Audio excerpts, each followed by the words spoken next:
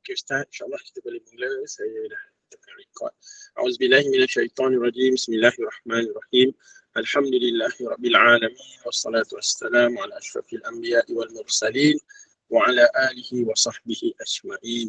Assalamualaikum warahmatullahi wabarakatuh dan salam sejahtera, salam kuliah subuh An-Nadis Mak Kajang secara online pada hari ini iaitu Ahad 2 Oktober 2002 bersama Al-Fadhil Ustaz Ahmad Usni Abdul Rahman dengan tajuknya iaitu Kitab Tafsir Ibnu Katsir, kupasan surah Juzuk Amma. Bagi memberkati majlis, marilah kita sama-sama membuka kuliah subuh pagi ini dengan umul kitab Al-Fatihah. Bismillahirrahmanirrahim. Alhamdulillahirabbil alamin. Arrahmanirrahim. Maliki yaumiddin. Iyyaka na'budu wa iyyaka nasta'in. Ihdinas siratal mustaqim. Siratal ladzina an'amta 'alaihim ghairil maghdubi 'alaihim waladdallin. Alhamdulillah, majlis dengan ini mengalu-alukan kesediaan semua sahabat-sahabat untuk sama-sama kita pagi ini mendengar kuliah subuh, dan kita raikan juga para guru, para ustaz yang bersama kita pada hari ini, dan seterusnya kami mempersilakan Al-Fadhil Ustaz Ahmad Usni Abdul Rahman untuk menyampaikan tazkirah beliau. Dipersilakan Ustaz. Assalamualaikum warahmatullahi wabarakatuh. Bismillahirrahmanirrahim. Alhamdulillahi rabbil alamin. Wa bihi nasta'in ala umuri dunya waddin, wa salatu wassalamu ala rasulil amin wa ala alihi wa sahbihi wa liman sara ala nahjihi wa istanna bihadihi wa sunnatihi ila yaumiddin, wa ba'du. Rabbi syrah li sadri wa yassir li amri wa hlul 'uqdatam min lisani yafqahu qawli. Allahumma la sahla illa ma ja'altahu sahla wa anta taj'alul hazna idza syi'ta sahla. Rabbana yassir lana wa la tu'assir wa atmim lana bil khair. Alhamdulillah, pertama-tamanya syukur kehadrat Allah Subhanahu Wa Taala dengan limpah rahmat, inayah, bantuan dan perkenan dari Allah juga dapat sama-sama kita meneruskan kehidupan, dan insya-Allah kita dapat menyambung perbincangan kita dalam tafsir Juzuk Amma, bersumberkan yang utamanya daripada tafsir Ibnu Katsir rahimahullah. Dan seterusnya terima kasih kepada pemudah cara selaku Presiden An-Nadi Datuk Rizwan, yang dimuliakan para guru, ustaz-ustaz, ustazah-ustazah, guru-guru kami, para pendidik kami yang sentiasa kami hormati lagi kami kasihi, dan sahabat-sahabat An-Nadi yang dirahmati Allah. InsyaAllah kita pada pagi ini akan membincangkan satu surah yang juga sangat selalu orang baca. Ni surah favourite jugalah. Antara surah favourite yang terutama sekali ayat ujungnya selalu tak jumpa sebab duk mengulang ayat nombor 4 dengan nombor 5. Itu selalulah.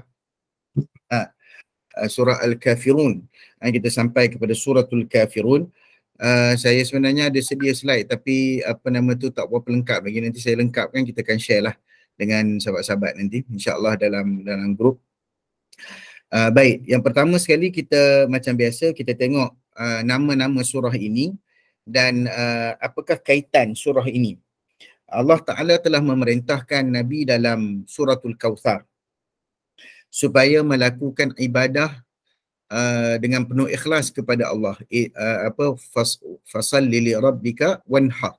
Maknanya dalam surah Al-Kautsar yang sebelumnya datang arahan dan juga satu penegasan untuk beribadah kepada Allah, dan datang surah ini merupakan surah Tauhid, dinamakan surah Tauhid dan disebut sebagai Al-Bara'ah minasyirki wad-dalal, iaitu pembebasan ataupun kita kata bara'ah ni kita lepas diri secara total daripada kesyirikan dan juga kesesatan, dan meletakkan satu had yang jelas antara orang kafir dan antara kekufuran dan keimanan.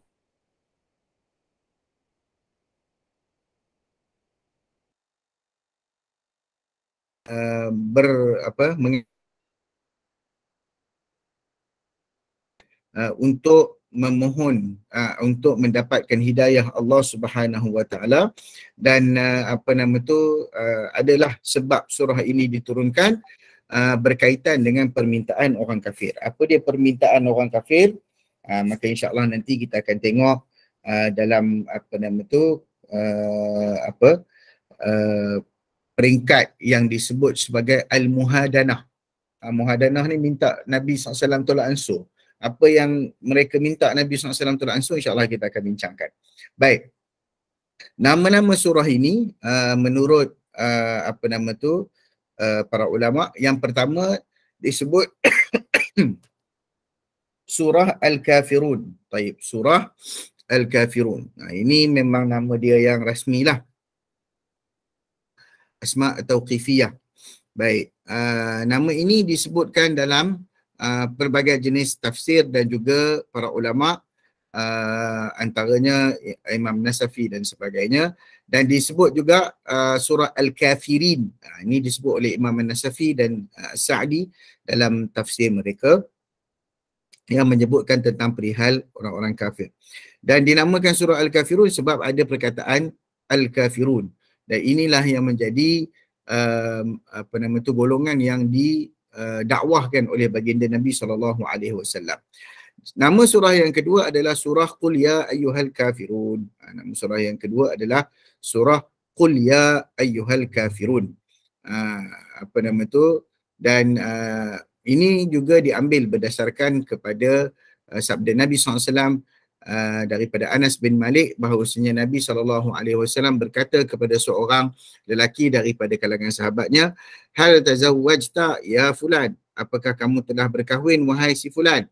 Qala la, dia kata tak berkahwin lagi. Wallahi la ya Rasulullah, wala inni ma atazawwaju bihi, demi Allah dan juga demi diri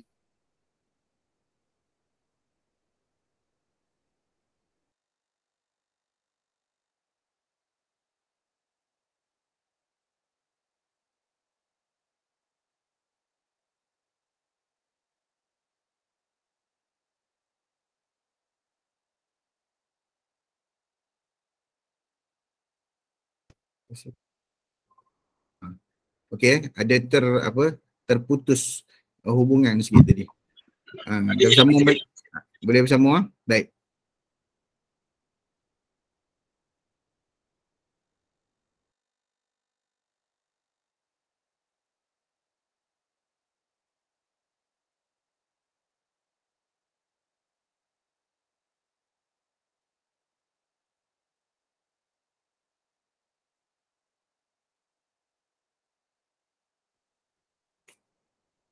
Kejap Tok Red, ni macam ada ujian sikit pagi ni. Saya nak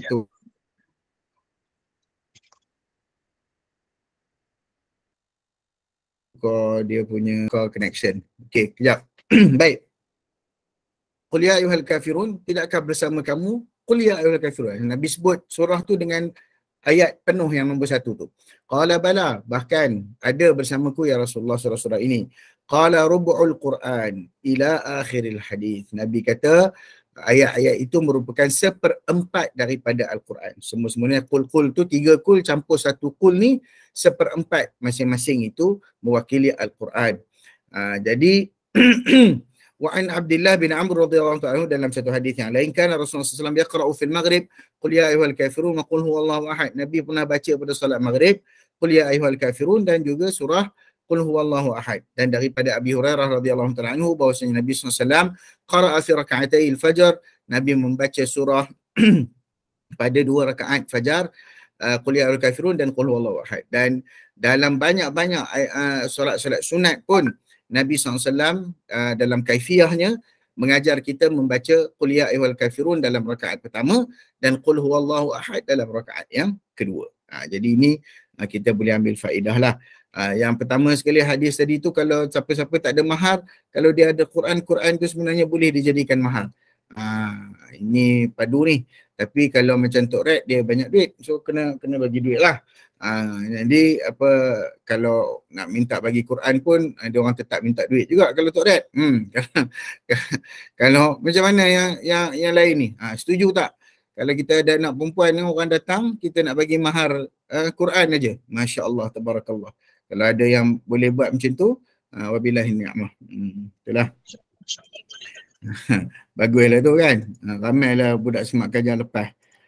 Apa nama tu, boleh kahwin sebab ada menghafal Quran. Okey. Dan surah ini juga dinamakan sebagai surah Al-Muqashqashah. Iaitu Al-Muqashqashah ni maksud dia sembuh daripada penyakit. Wal muqashqashatan qul ya ayyuhal kafirun wal ikhlas, dan disebut sebagai surah yang surah penyembuh daripada penyakit adalah qul ya ayyuhal kafirun dan juga surah al-ikhlas. Ai mubarri'atan minan nifaq wasyirki. Maksudnya sembuh dan juga bebas daripada penyakit nifak, kemunafikan dan kesyirikan. Jadi ini tigalah nama-nama surah yang berkaitan dengan suratul kafirun. Baik, kita pergi terus kepada kelebihan surah ini. Tadi kita dah berbincang mengenai kelebihan surah ini dalam namanya itu, iaitu Nabi SAW membacanya pada solat maghrib, dan juga Nabi SAW membacanya pada solat sunat 2 rakaat fajar yang merupakan solat sunat yang terbaik, yang sangat-sangat dianjurkan di dalam agama.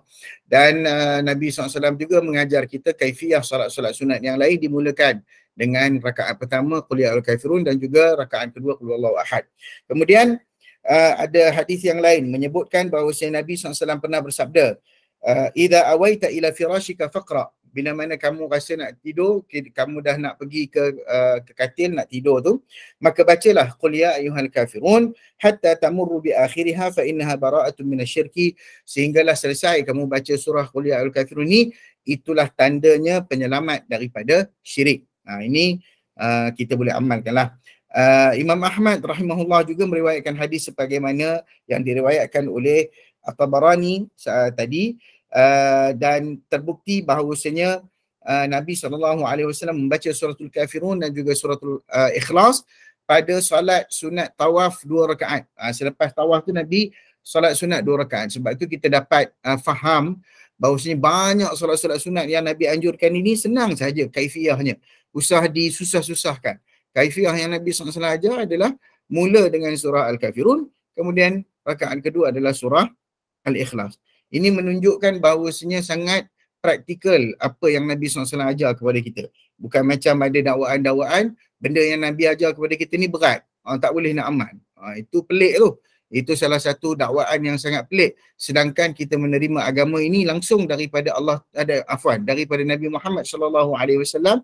Nabi Muhammad terima wahyu daripada Allah Subhanahu Wa Taala, maka agama ini disampaikan dengan sempurnanya oleh baginda Nabi SAW.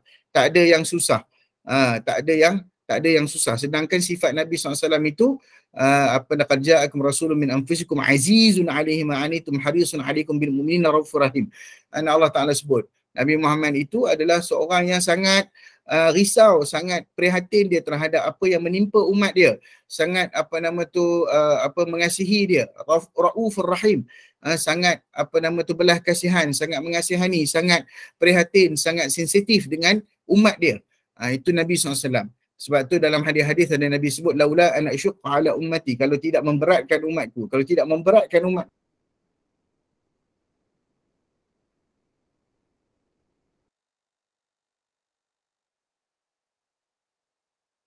jadikan agama ini sesuatu yang sukar bagi kamu. So kalau ada siapa-siapa yang mendakwa maksudnya apa yang diturunkan oleh Rasulullah SAW berat untuk umat dia amalkan, kena beramal dengan benda lain yang datang daripada orang lain, maka inilah satu dakwaan yang menyanggahi sunnah dan menyanggahi nas-nas Al-Quran. Jangan percaya. Okey. Walaupun setebal mana dia punya serban, sebanyak mana dia punya tasbih yang digantung ataupun yang dipegang. Baik. Sebab turun surah ni, ini menarik. Yang membincangkan tentang bagaimana ayat pertama ni, Qul ya ayyuhal kafirun, katakan wahai orang-orang kafir, la a'budu ma ta'budun, aku tidak menyembah apa yang kamu sembah. Baik. Al-Imam At-Tabarani dan Ibnu Abi Hatim mentakhrijkan hadis daripada Ibnu Abbas dia cerita dia bila Nabi SAW sebut qul ya ayyuhal kafirun, Allah Ta'ala suruh address orang kafir. Orang kafir ni al-kufru kafara daripada perkataan root word dia kafara. Kafir ni bermaksud tutup. Okey, tutup. Kalau orang menutup sesuatu, maknanya fa innahu yakfuru, maknanya dia menutup. Kafara ni tutup. Jadi orang kafir ni tertutup dia tu daripada keimanan. Itu nak maksudkan. Jadi kafir ni juga ada juga benda-benda lain yang diistilahkan sebagai kafir. Antaranya limau. Kafir lain. Ada juga. Janganlah kau kata itu 5 orang kafir tak boleh pakai. Pakailah. Tak ada masalah. 5 tu nak pakai-pakai. Tapi yang pentingnya kita faham perkataan kafir ini maksudnya tutup. Tutup dan dia boleh diberikan konotasinya boleh berbeza mengikut penggunaan. Baik. Dan bila Nabi address al-kafirun itu generic term menunjukkan semua kekufuran. Semua jenis kekufuran ni sama. Satu jenis je. Nabi SAW bersabda dalam sebuah hadis, al-kufru millatun wahidah. Kekufurannya agamanya satu lah. Maknanya kufur tu dia tak kira lah kekufuran jenis apa pun, mereka itu seolah-olah satu agama, satu kefahaman, iaitu kufur kepada Allah Ta'ala. Baik, apa cerita dia? Cerita di sebalik surah ini menarik. Orang-orang Quraisy tawar kepada Nabi SAW harta benda. Nak tawar macam-macam supaya Nabi menjadi orang yang paling kaya di bumi Makkah. Dan berjanji untuk mengahwinkan baginda Nabi SAW dengan mana-mana wanita yang diingininya dengan syarat yang tertentu. Mereka berkata, apa yang diorang bagi syarat? Ini adalah benda yang berlaku secara, kita panggil dalam sejarah, harta dan wanita adalah tawaran yang biasa ditawarkan kepada manusia untuk menjadikan manusia itu gila dengan, ada 3, harta, wanita dengan takhta. Harta, wanita, takhta. Selalu orang sebut 3 ta. Kan? Harta, wanita, takhta. Jadi 3 ini bila ditawarkan kepada manusia, biasanya dia akan menarik minat orang. Dia akan menarik minat orang. Maka modus operandi ini dah berlaku sejak daripada zaman dulu lagi. Zaman sebelum Nabi Muhammad SAW lagi. Zaman kemanusiaan. Wujud manusia ini sudah dijadikan satu tawaran dan satu perebutan dalam kehidupan manusia. Maka orang Mekah menggunakan elemen yang sama. Mereka berpandangan ataupun mereka ingat Nabi SAW ni orang yang macam tu. Orang yang memang gilakan harta, gilakan pangkat dan orang yang sukakan wanita. Jadi mereka kata, wahai Muhammad, yang ni yang kita sebut tadi, muhadanah. Mereka minta tolak ansur. Mereka kata, wahai Muhammad, ini semua ni untuk kamu dengan syarat engkau berhenti mencerca Tuhan-Tuhan kami, yakni berhala-berhala mereka itu, dan memburukkannya. Okey, kalau kamu tak nak pilihan pertama ni, ada pilihan kedua, iaitu setahun kau sembah Tuhan kami, kita tukar-tukar. Setahun kau sembah Tuhan kami sembah Tuhan kamu setahun. Boleh macam tu. Lalu Nabi kata, tunggu sehingga aku melihat apakah yang diperintahkan oleh Allah kepadaku, maka turunlah ayat ini, qul ya ayyuhal kafirun. Dan juga turun pada ayat yang lain dalam surah Az-Zumar, afa ghairallahi ta'muruni a'budu ayyuhal jahilun. Apakah selain Allah yang kamu nak suruh aku menyembah, wahai orang-orang kafir. Okey, jadi disebut surah ini turun disebabkan tawaran daripada orang-orang kafir tersebut. Jadi dia pernah Nabi Muhammad SAW berkongsi Tuhan. Berkongsi Tuhan.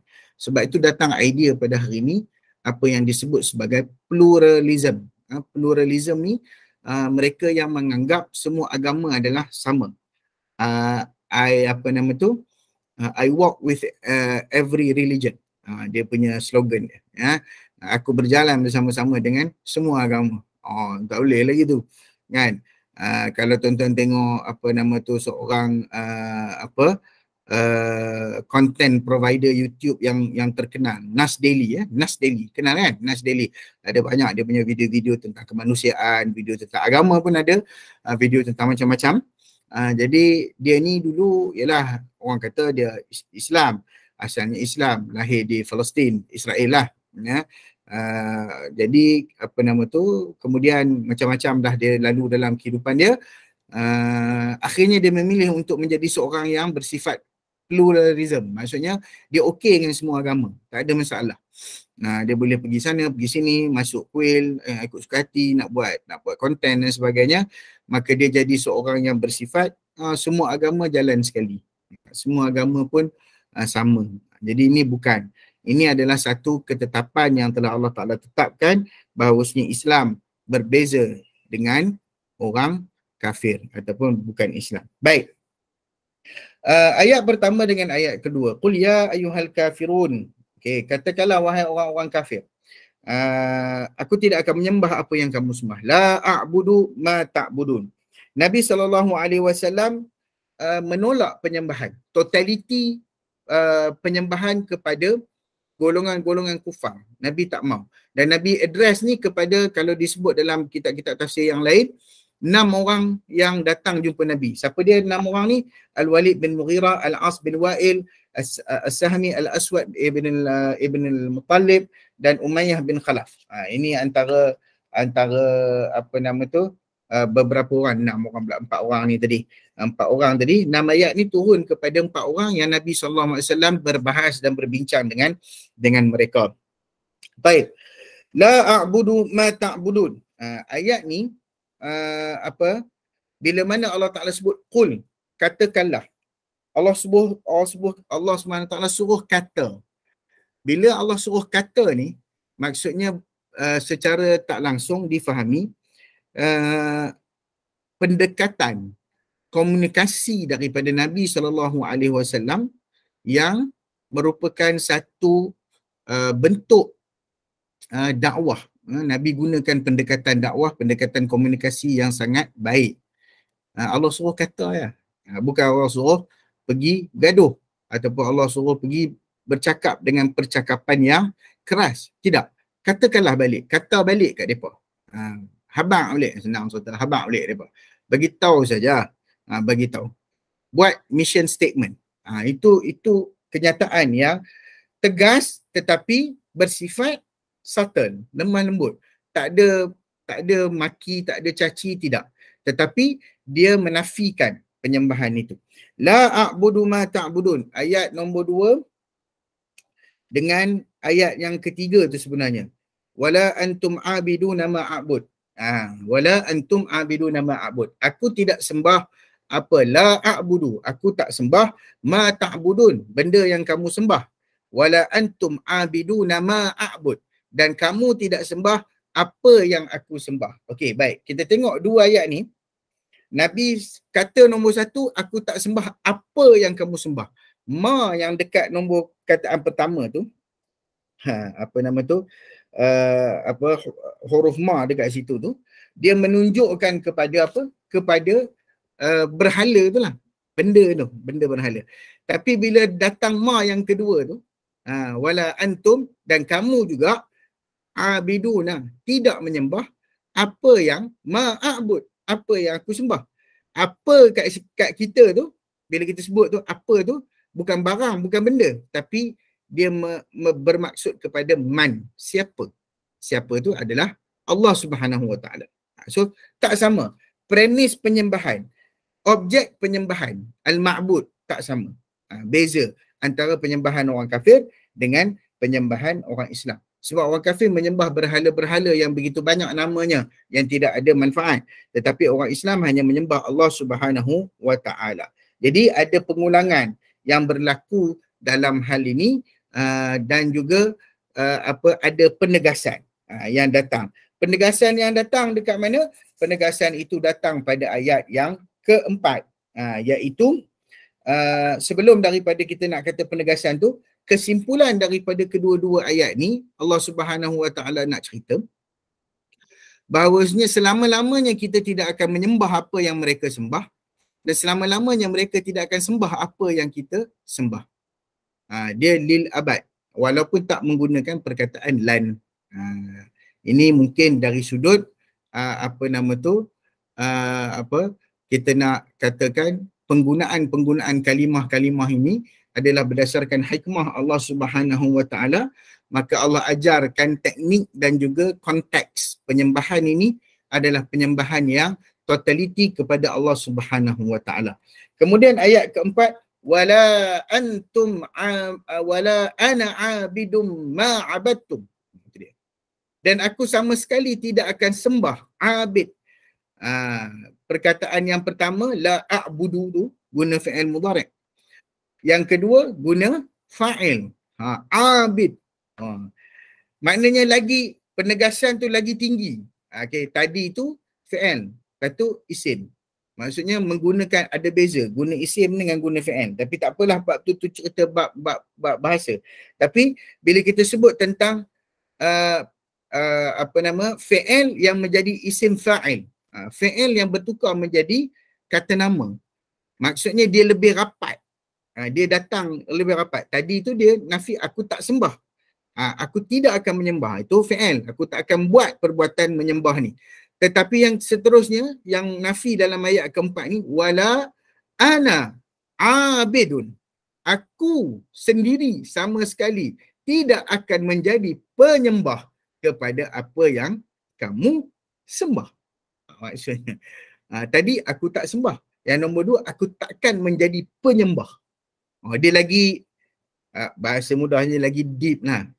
Lagi deep, lagi mendalam maksud tu. Sama sekali aku tak akan sembah, aku tak akan menjadi penyembah. Kalau kamu sembah harta, kalau kamu sembah apa pun, sembah berhala-berhala dunia pun, kamu sembah berhala-berhala moden, modernisasi dalam berhala, semua tu aku tak akan sembah. Aku tak akan menjadi serupa kamu, semacam kamu, penyembah yang apa-apa yang kamu sembah. Okay? Dan tidak akan tunduk. Nabi SAW hanya akan menyembah Allah Subhanahu Wa Taala mengikut kaedah dan cara yang disukai dan diredai oleh Allah Subhanahu Wa Taala. Baik. Dan Nabi SAW menyatakan bahawasanya kamu wahai orang kafir, wala antum abiduna ma a'bud. Sama juga. Dan kamu sama sekali juga. Okay. Ayat kedua dengan ayat ketiga saling terkait dengan satu dengan yang lain. Okay. Nafi penyembahan. Begitu juga ayat keempat dan ayat kelima. Dia pairing dia, ayat nombor 2 dengan nombor 3, ayat nombor 4 dengan nombor 5. So bila kita dah tahu pairing ni, dah habis cerita tu, bolehlah masuk ayat nombor 6. Tak adalah lagi lupa dalam sembahyang. Kan? Tak adalah berulang-ulang. Wala antum abiduna ma a'bud wala ana abidum ma abadtum wala antum abiduna ma a'bud wala ana a'budu. Dia dah tukar lah. Dia bertukar. Tak jumpa lakum dinukum waliyadin. Okay. Jadi kita tahu dah konteks ayat yang pertama, ayat yang kedua dengan ketiga menggunakan, kita orang ngaji bahasa Arab kan kat sekolah. So kita tahu ayat pertama, ayat kedua, ayat ketiga guna konteks kata kerja. Ayat yang ketiga ni, ayat keempat, ayat kelima menggunakan konotasi kata nama. So kita ini antara cara-cara untuk kita menjalani tadabbur Al-Quran dalam masa kita sedang solat ataupun sedang kita membaca ayat-ayat tersebut. Baik. Nabi SAW tidak sekali-kali lalai dalam menyembah Allah Subhanahu Wa Taala. Sebab itu dalam ungkapan syahadah kita, kita sebut la ilaha illallah Muhammadur Rasulullah.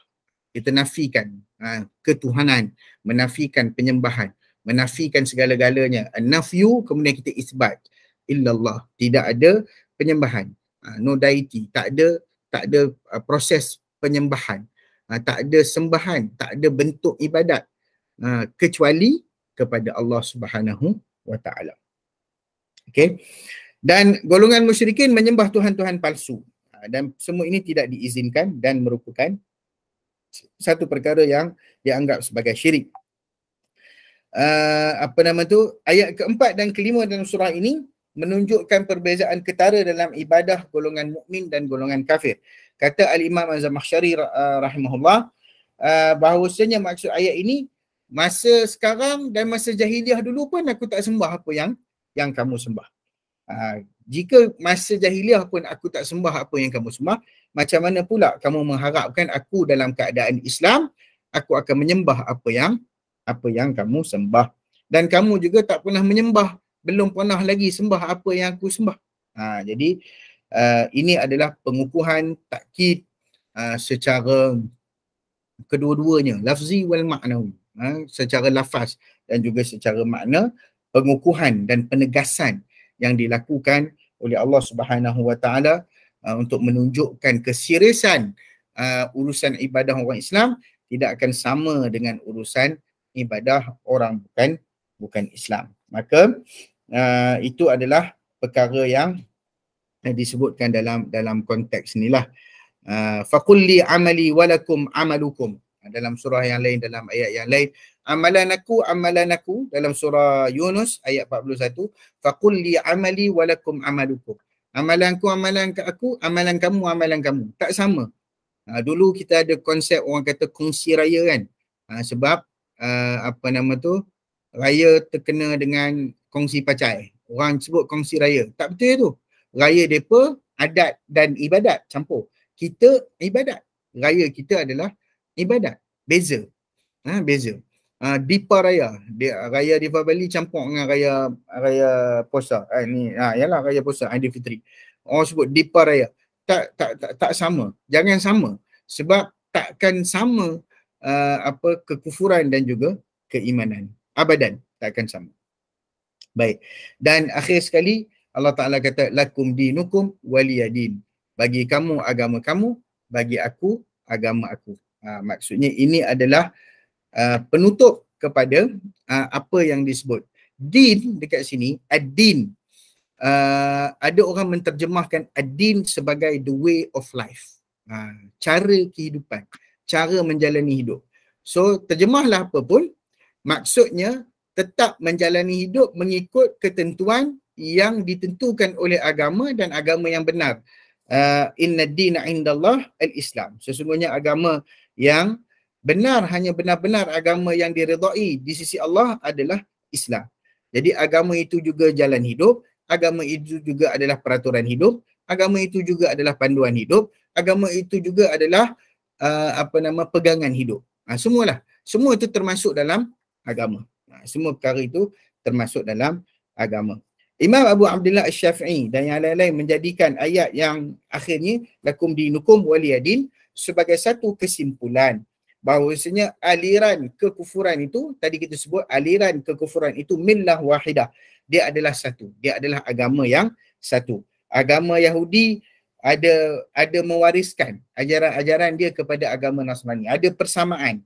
Ada persamaan. Begitu jugalah Kristian ada yang mempengaruhi Yahudi. Itu perkaitan yang berlaku dalam sejarah. Pendek kata, semua agama yang lain selain daripada Islam mempunyai ciri-ciri yang sama. Ada ciri-ciri kebatilan, ada ciri-ciri kesesatan. Hanya Islam yang diperakui. Bahawasanya Islam sahajalah merupakan agama yang benar di sisi Allah Subhanahu wa Ta'ala. Okey. Sebab itu Nabi SAW bersabda, la yatawarathu ahlu millataini syatta. Tidak ada pewarisan antara penganut dua agama. Ini ada pandangan orang kata agama-agama ni walaupun dia sama tetapi tidak diwarisi antara satu agama dengan satu agama yang lain, dan dalam hukum pewarisan kita pun kita tidak mewarisi la yasul mu'minul kafir. Orang mukmin tidak mewarisi orang kafir. Kalau kita nak ada seseorang itu mempunyai ibu bapa yang kafir, dia tidak boleh mewariskan hartanya dan dia tak boleh makan pusaka. Kalau nak bagi, kena bagi hadiah siap-siap. Ataupun bagi dalam bentuk hadiah. Itu boleh diterima oleh orang Islam lah. Sebab apa? Sebab antara syarat-syarat dalam penerimaan harta pusaka, agama kena sama. Okay? Agama kena sama. Jadi inilah yang harus kita pegang dalam kehidupan kita. Apa jua yang datang dalam dunia kita pada hari ini, apa jua jenis ideologi, kefahaman. Dan dalam agama Islam pun ada 73 golongan. 73 firqah. 33 akan sataftariqu ummati. Nabi kata umat aku ni sataftariqu ummati ala 73 firqah. Berpecah kepada 73 golongan, kulluha finnar illa wahidah, semua duduk dalam neraka kecuali satu sahaja, ma ana alaihi wa ashabi. So siapa-siapa yang berada di atas jalanku dan jalan sahabat-sahabatku, kata Nabi SAW, yang disebut sebagai Ahlus Sunnah wal Jamaah. Persoalannya pada hari ini, siapakah yang tergolong dalam Ahlus Sunnah wal Jamaah? Ini pun ada orang berbalah dan juga berbantah pada hari ini sampai berlaku urusan kafir mengkafir, yang mana urusan kafir mengkafir ni satu benda yang sangat berat, satu benda yang sangat berat dalam agama, dalam masalah yang berlaku pada hari ini. Justru eloklah kita memberi satu perhatian yang baik terhadap apa yang kita patut faham. Imam Al-Ghazali menulis sebuah kitab, disebabkan ada orang menyanggah dan juga menyelar Imam Ahmad terhadap akidah yang dipegang oleh Imam Ahmad, maka Imam Al-Ghazali tulis sebuah kitab untuk menyelar pandangan itu dan juga menyatakan bahawasanya kaedah mengenal Tuhan dalam agama ni ada pelbagai kaedah. Jadi yang mana yang tidak tersasar daripada Al-Quran dan Sunnah, maka itu adalah diterima. So bukanlah memang banyak, ada Jahmiyahnya, ada macam-macam lah, ada Qadariyah, Jabariyah, itu semua yang sesat, ada Syiahnya dan sebagainya. Maka itu kita jauhi, tetapi kita berada dalam lingkungan sama ada akidah Ahlul Hadis ataupun akidah yang dibawa lagu Tanya Sama Hud-Hud, betul, M. Nasir, 73 pintu. Dan saya dengan Roziman pun pernah menterjemahkan lagu tu dalam bahasa Arab waktu kita orang form 5 dulu tak ada kerja. Okay. Is'alil Hud-Hud, tajuk lagu tu, tanya sama itu Hud-Hud. Masya Allah. Sebab apa guna alif lam? Sebab itu. Itu Ustaz Bakru sekali lagi boleh syarah dah tu bahasa Arab. Sebab kita makrifah, sudah tahu Hud-Hud mana yang mau ditanya. Jadi kita tanya sama itu Hud-Hud. Masya Allah, tabarakallah. Oleh kerana Tok Rek pun dah bawa keluar tanya sama itu Hud, maka saya berhentilah ulasan saya. Moga-moga Allah Ta'ala, sebab ada urusan pula lepas ni insya-Allah, moga-moga Allah Ta'ala mudahkan kita dan menjadikan kita golongan yang benar-benar beriman kepada Allah Subhanahu Wa Ta'ala dengan keimanan yang sebenar dan tidak terpengaruh dengan ideologi, kefahaman agama yang salah, dan juga apatah lagi terlibat dengan kefahaman pluralism yang semakin membarah juga dalam masyarakat kita. Wal'iyadu billah. Wallahu yahmina jami'an wa sallallahu ala khair khalqihi Muhammad wa ala alihi wa sallam tasliman katsira. Walhamdulillah rabbil alamin. Assalamualaikum warahmatullahi wabarakatuh. Waalaikumsalam warahmatullahi wabarakatuh. Terima kasih diucapkan pada Ustaz Ahmad Husni atas tazkirah yang disampaikan sebentar tadi, dan seterusnya dijemput para sahabat, para hadirin, guru-guru Ustaz untuk bertanyakan soalan ataupun berkongsi pandangan. InsyaAllah dipersilakan. Mungkin Abang Zaki dari Penang ke ada soalan? Lama tak tengok Abang Zaki kan? Dia duk tengok kat Facebook kan. Dia punya empire dia tu. Empire ni yang power tu. Ya, empire nasi kandar. Empire nasi kandar. Baik. Ustaz, saya mulakan soalan. Cikgu Hashimah, saya mohon saya tanya dulu. Ada. Ustaz, tadi ayat terakhir, lakum dinukum waliyadin kan Ustaz? Untukmu agamamu, untukku agama akulah. Dan di atas tadi Ustaz dia sebut yang jangan tertukar tu 2 kali dalam firman Allah ni, dan kamu bukan penyembah Tuhan yang aku sembah. Lepas tu aku tak pernah sembah apa yang kau sembah. Lepas tu sekali lagi, dan kamu tidak pernah menjadi penyembah Tuhan yang aku sembah. Okey Ustaz, kita nak link dengan kita belajar form 1 dulu, pendidikan Islam yang la ikraha fid din tu. Dalam Islam tu dia ada mesh tak dekat situ ni, benda ni dengan pluralism yang Ustaz sebut tadi tu? Kita kena faham ayat la ikraha fid din itu sebenarnya tidak ada paksaan dalam kita menyuruh orang beragama. Sebab apa? Sebab agama ni bukan datang dengan kekerasan dan bukan semata-mata datang dengan paksaan. Habis tu orang Islam pergi berperang tu, perang tu cerita lain. Okay? Perang tu cerita lain. Perang sebenarnya dalam Islam kena faham. Dia sudah didahului dengan dakwah. Tu teknik perang orang Islam. Pergi dulu, jumpa dulu. Rostom pergi jumpa dengan Herakl. Dia hantar utusan. Nabi hantar saraya, utusan-utusan dulu. Ekspedisi-ekspedisi untuk dakwah terlebih dahulu. Sebelum daripada datangnya kita bukan invade. Kita bukan invade ni macam kita jajah. We are not invading. Sebenarnya kita tawarkan peace, kita tawarkan keamanan. Sebab itu bila Palestin dibuka oleh Saidina Umar Al-Khattab radhiyallahu taala anhu. Saidina Umar Al-Khattab kan buka Palestin dan dia datang dalam bentuk yang scripture cerita. Orang ni akan datang dengan kaki ayam, dia menyeret kudanya. Dia seret, bukan dia tunggang kuda dia, dia seret, dia bawa lah. Maknanya dia jalan dan dia bawa kuda dia. That particular event diceritakan dalam kitab-kitab orang Kristian pada ketika itu. Ya, jadi waktu Palestin ketika itu berada di bawah tangan Baitul Maqdis, berada di bawah tangan orang Rom. Jadi bila Umar datang untuk membebaskan Palestin, berkata orang yang orang Rom tu, dia punya pendetanya dan dengan dia punya pemerintah Rom pada ketika itu, bila mana mereka dihalau naik ke Syria, lalu mereka hantar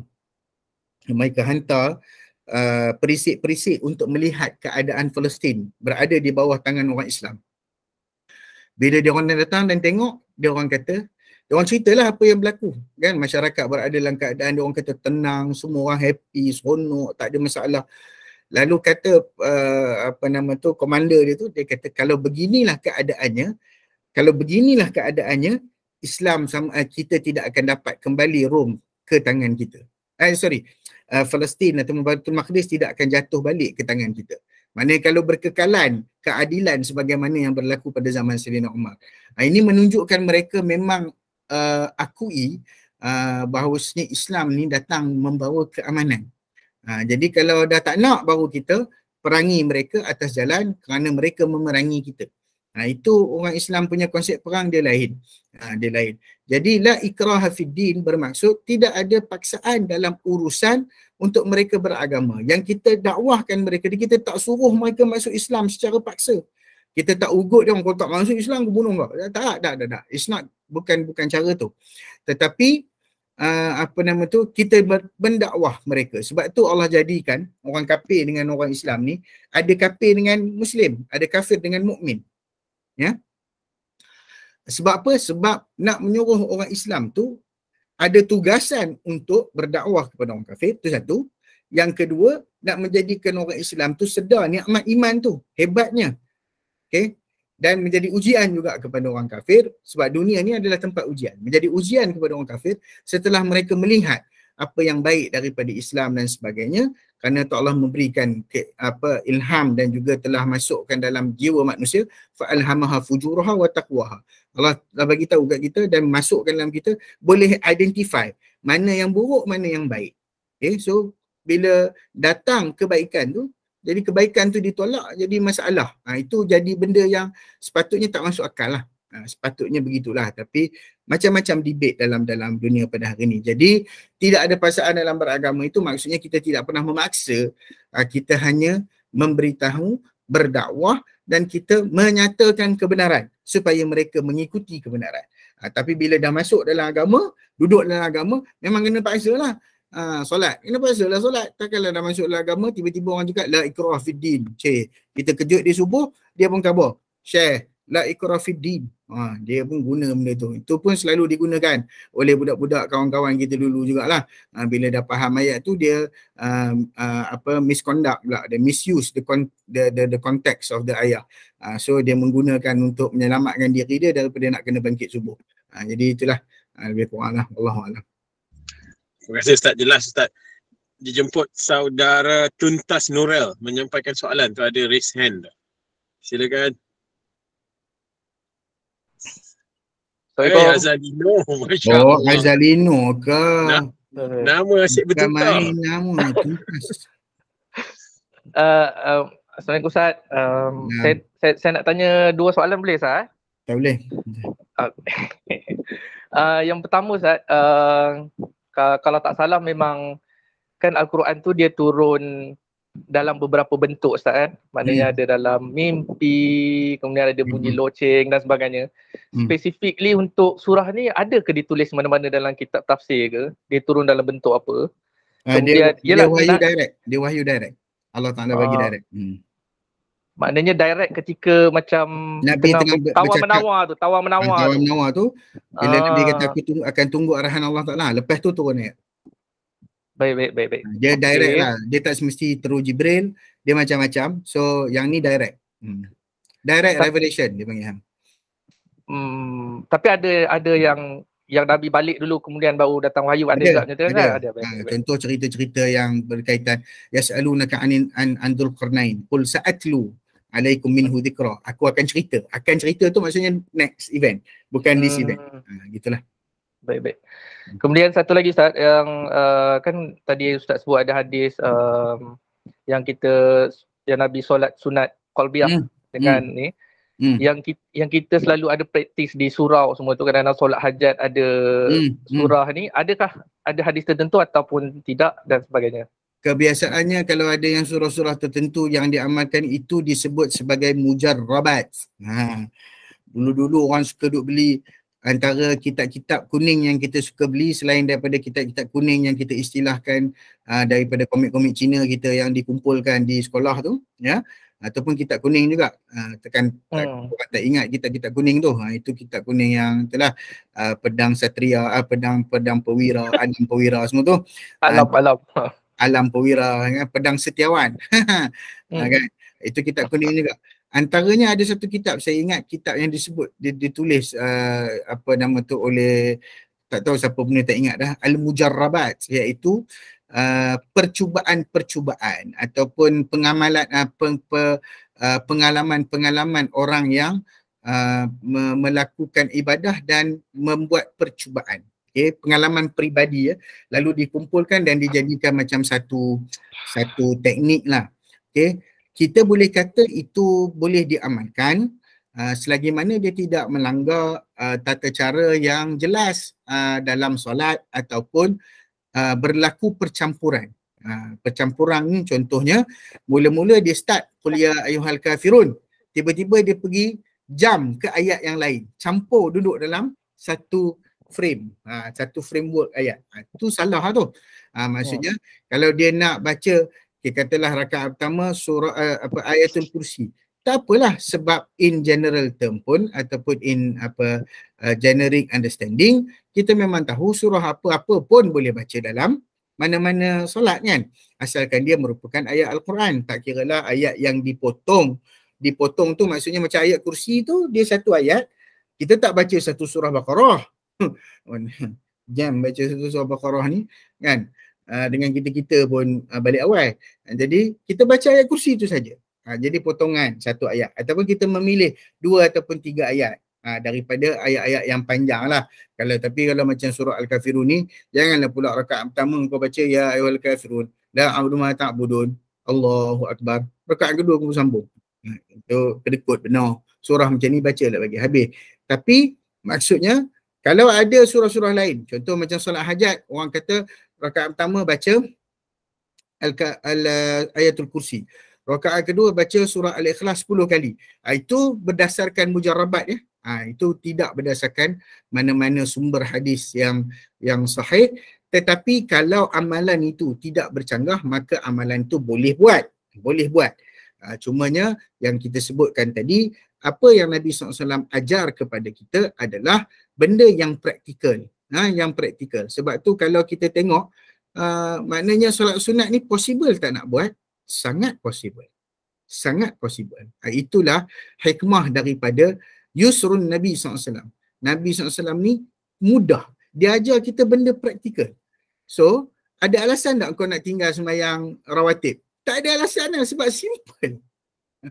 Tak ada pun Nabi suruh baca satu Quran. Tapi Nabi suruh baca apa? qul ya ayyuhal kafirun dengan qul huwallahu ahad. Just that.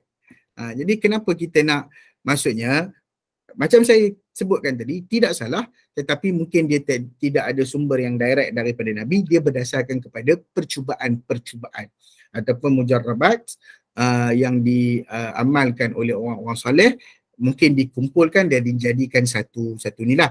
Tapi kalau kita kata inilah sahaja kaedah yang sebenar, nak semayang, contohlah, nak semayang hajat paling power sekali, kena guna kaedah ni, itu salah. Itu tak betul. Ya, tak ada paling power sekali adalah yang ikut Nabi SAW. Itu paling power. Tak ada yang terlebih power daripada Nabi SAW. Wallahu a'lam. Terima kasih saudara Tuntas Nurul. Terima kasih. Yes. Seterusnya dijemput, ada soalan yang lain mungkin, insyaAllah. Cikgu Hashimah dipersilakan cikgu. Cikgu mesti ada soalannya. Assalamualaikum warahmatullahi wabarakatuh. Sebenarnya apa yang saya nak soal tu Ustaz dah jelaskan sejak tadi berkaitan dengan apa? Solat sunat tadi kan Ustaz kan?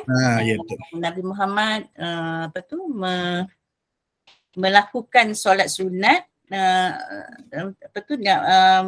dengan bacaan surah Al-Kafirun dan Al-Ikhlas ya. Itu merupakan satu yang praktikal lah Ustaz. Okey, jadi itu memang amalan dulu, maksudnya saya dari segi diri saya sendiri lah, memang dulu macam tu lah. Cuma saya nak tahu adakah praktikal saja atau ada kelebihan lain mengamalkan surah Al-Kafirun ni. Tadi yang saya dengar Ustaz kata 1/4 Al-Quran ya Ustaz kan? Ya betul. Itu satu. Lepas tu dalam amalan kita dalam solat-solat sunat tu, saya ada juga membaca kitab-kitab yang dikeluarkan, yang disusun oleh para alim ulama negara kita. Itu yang tu namanya Abrah. Mungkin Ustaz dah tengok ke kitab tu. Dalam tu dia dah susun, dan kalau nak solat sunat tahajud, berapa kali baca surah Ayatul Kursi dan surah Al-Ikhlas.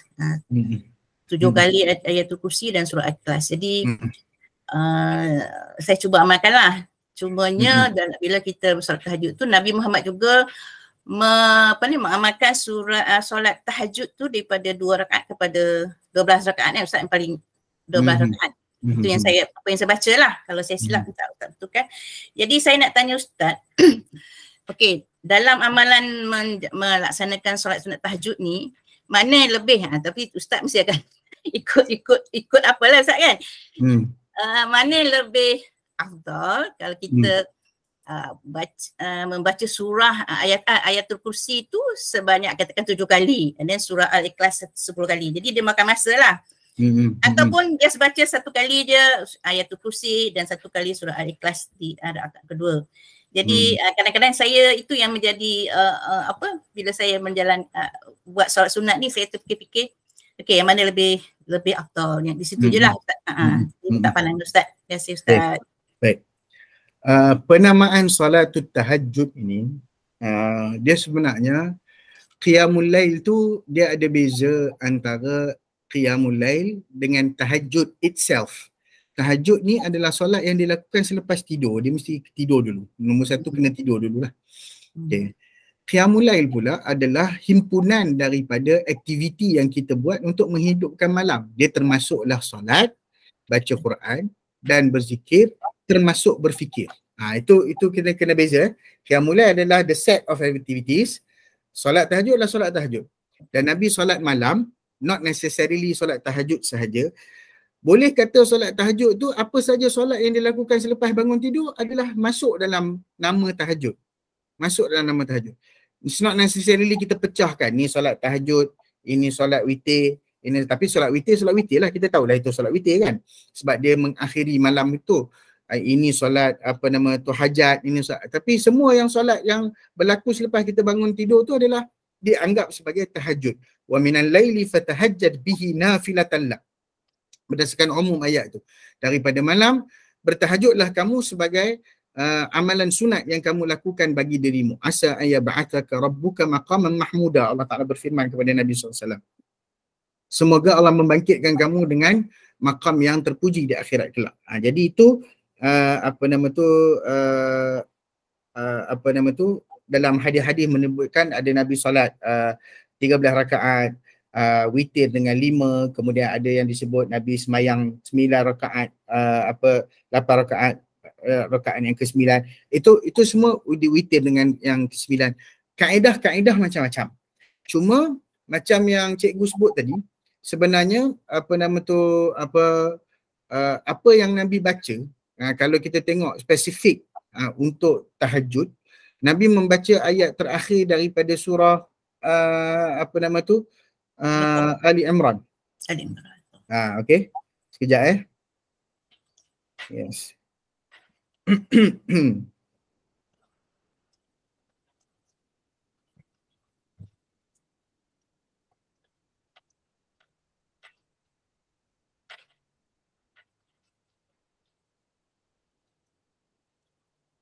Okey. Ayat terakhir daripada Ali Imran, inna fi khalqis samawati wal ardi wa ikhtilafil laili wan nahar la ayatin li ulil albab alladhina yadhkuruna Allah qiyaman wa qu'udan wa ala junubihim wa yatafakkaruna fi khalqis samawati wal ard rabbana ma khalaqta hadha batila subhanaka faqina adzabannar rabbana innaka man tudkhilin nar faqad akhzaita wa ma lil zalimin min ansar rabbana innana sami'na munadiyan yunadi lil iman an aminu bi rabbikum fa amanna rabbana faghfir lana dhunubana, sampailah ayat ya ayyuhalladzina amanu isbiru wa sabiru wa rabitu wa taqullaha la'allakum tuflihun.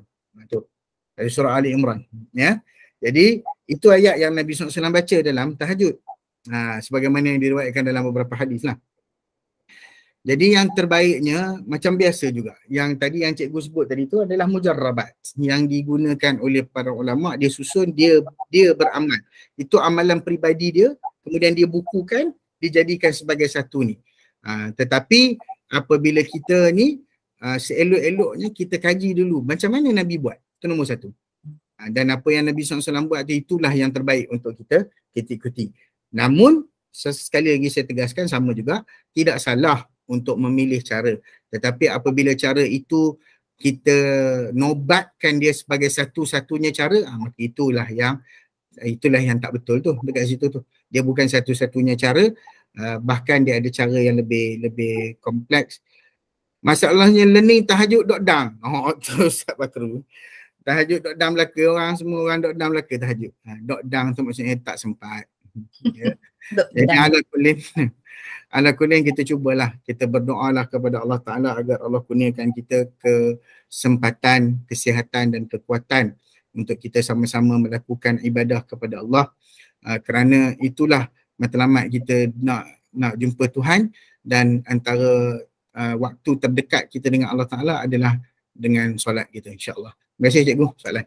Terima kasih. Ustaz. Ya. Ustaz, soalan pertama tadi ada khasiat-khasiat lain ke tu? Ada apa? Ada khasiat apa tadi? Oh, khasiat. Kelebihan. Entahlah, itu je lah yang ada. Tak adalah pula kalau baca surah tu jadi tiba-tiba jadi Superman ke, tak adalah. Yang itu je lah. Ada Ustaz kata surat penyembuh penyakit tu? Penyembuh penyakit tu dia panggil ni penyembuh daripada penyakit syirik dan juga nifak, kemunafikan dan kesyirikan. Gitu. Okey Ustaz, nak tanya balik surah Ali Imran tadi ayat yang terakhir tu mula ayat 190 sampai last. Sampai habislah. Di rakaat pertama ke kedua Ustaz? Rakaat pertama. Pertama okey. Terima kasih Ustaz. Boleh lah nak pecah sebab ayat tu panjang kan. So nak panjang tak ada masalah. Jangan hafal. Boleh insya-Allah. InsyaAllah. Terima kasih Ustaz. Ya, barakallahu fikum. Terima kasih Ustaz. Ada lagi soalan daripada sahabat-sahabat Ustaz, cikgu-cikgu? Jika tiada, insya-Allah kita jemput pada Ustaz untuk membacakan doa, dan saya nak maklumkan juga kita ada perkabaran yang sahabat kita tu ya. Dia sakit apa lah Ustaz? Almarhum Muhammad Fazil dari Nadi SPM 2001 telah meninggal dunia pada pagi tadilah. Dari segi sakit tu tak pasti Ustaz, tapi dimaklumkan oleh Zulfa 2001 ni dalam tidur ke? Ya. Masa nak tidur. Aku tak pasti. So, saya serahkan pada Ustaz untuk mengakhiri dengan doa dan selanjutnya. Silakan Ustaz. Baik, bismillahirrahmanirrahim. Alhamdulillahi rabbil alamin. Hamdal hamidin, hamdal syakirin, hamdan na'imin, hamdan yuwafi ni'amahu wa yakafi'u mazidah. Ya Rabbana lakal hamdu kama yanbaghi li jalali wajhikal karim wa 'azim sultanik. Allahumma anfa'na bima 'allamtana warzuqna 'ilma warzuqna fahma. اللهم فقهنا في الدين وعلمنا التأويل اللهم فقهنا في الدين وعلمنا التأويل اللهم فقهنا في الدين وعلمنا التأويل اللهم اجعل هذا جمعنا جمعا مرحوما وتفرقنا من بعده تفرقا معصوما ولا تجعل اللهم فينا ولا معنا ولا من يتبعنا شقيا ولا مطرودا ولا محروما اللهم اغفر لصاحبنا اللهم اغفر له وارحمه وعافه واعف عنه وأكرم نزله ووسع مدخله وأغسله بالماء والثلج والبرد ونقه من الخطايا كما ينقى الثوب الأبيض من الدنس وأبدله دارا خير من داره وزوجا خير من زوجه اللهم لا تحرمنا أجره ولا تفتنا بعده ولإخواننا الذين سبقونا بالإيمان ولا تجعل في قلوبنا غلا للذين آمنوا ربنا إنك رؤوف رحيم اللهم إن كان محسنا فزد في إحسانه وإن كان مسيئا فتجاوز عنه يا ربنا يا رب العالمين اللهم انقله من ضيق القبر واللحود إلى جنتك جنات الخلود في ظل ممدود وماء مسكوب وفاكهة كثيرة لا مقطوعة ولا ممنوعة وفروش مرفوعة مع الذين أنعمت عليهم من النبيين والصديقين والشهداء والصالحين وحسن أولئك رفيقا يا أرحم الراحمين ربنا هب لنا حكما وألحقنا بالصالحين ربنا هب لنا حكما وألحقنا بالصالحين رب اجعلنا مقيم الصلاة ومن ذريتنا ربنا تقبل دعاء ربنا آتنا في الدنيا حسنة وفي الآخرة حسنة وقنا عذاب النار الحمد لله.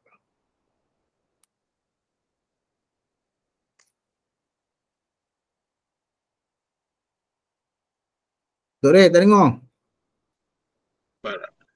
Amin ya rabbal alamin. Terima kasih diucapkan pada Fadil Ustaz Ahmad Husni dan juga ustaz-ustaz yang hadir, cikgu-cikgu, sahabat-sahabat sekalian yang hadir di Jepun, ada di Penang, di seluruh Malaysia. InsyaAllah kita jumpa di bulan hadapan dan kita sudahi tazkirah pada pagi ini dengan ucapan terima kasih kepada semua dan juga tasbih kafarah dan surah Wal-As. Subhanakallahumma wa bihamdika asyhadu an la ilaha illa anta astaghfiruka wa atubu ilaik. Bismillahirrahmanirrahim. Wal-'asr innal insana lafi khusr illa allazina amanu wa 'amilus solihat wa tawassaw bil haqq wa tawassaw bis sabr. Assalamualaikum warahmatullahi wabarakatuh. Jumpa lagi. Assalamualaikum warahmatullahi. Waalaikumsalam warahmatullahi wabarakatuh. Terima kasih semua. Assalamualaikum. Salam, terima kasih.